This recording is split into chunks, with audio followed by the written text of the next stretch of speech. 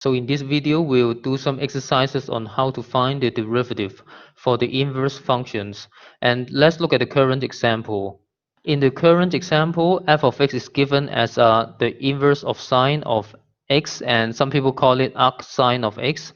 Anyway, to find the derivative of such functions, you can actually let y be the inverse sine of x as follows. And then from there, we can apply the sine function to both ends. So we can see that if we apply the sine to both ends, on the right-hand side, the sine and sine inverse actually cancel out each other. So the right-hand side only has the term x because sine and sine inverse are like the functions canceling each other. So now on the current equation, sine of y equals x, we can carry out the implicit differentiation as usual. So we just need to differentiate both sides. And please note that the differentiation is with respect to variable x. So obviously the right hand side after differentiation becomes 1. And for the left hand side, it is sine of y. And sine of y becomes cosine of y if you are differentiating with respect to y.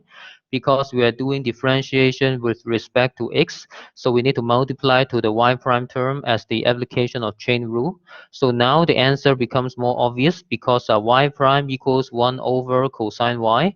And please notice that our original function is given as a sine inverse of x, right? So you need to give me the answer in terms of x. So if you give me this answer 1 over cosine of y, it is not enough as the final answer. But anyway, we can do some changes here because first we understand that sine of y equals x. So we are trying our best to convert our final answer back to x. And the only information we have is sine of y equals x, but actually we have cosine of y, right? But I think we can make use of the famous trigonometric identity where sine square y plus cosine square y equals 1. If we make use of this identity, what we have is that, so for the denominator, our answer becomes square root of cosine square of y. But you see cosine square of y is equal to 1 minus sine square of y. So I put it here.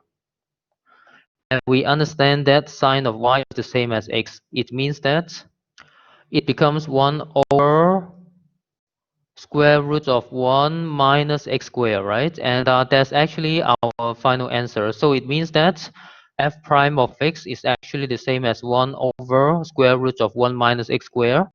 And it is the derivative for the inverse sine of x. And similarly, we can carry out this calculation for other functions like the cosine inverse of x and tangent inverse of x. So I list the formulas here. So please look at the formula table here. These are the three most famous trigonometric functions and their inverse. And I'm just listing the f prime, which is the derivative of such functions: sine inverse of x, cosine inverse of x, and tangent inverse of x. For each of them, by the previous method I just did for the sine inverse of x, we can actually derive the corresponding formula. And that's the end of this video.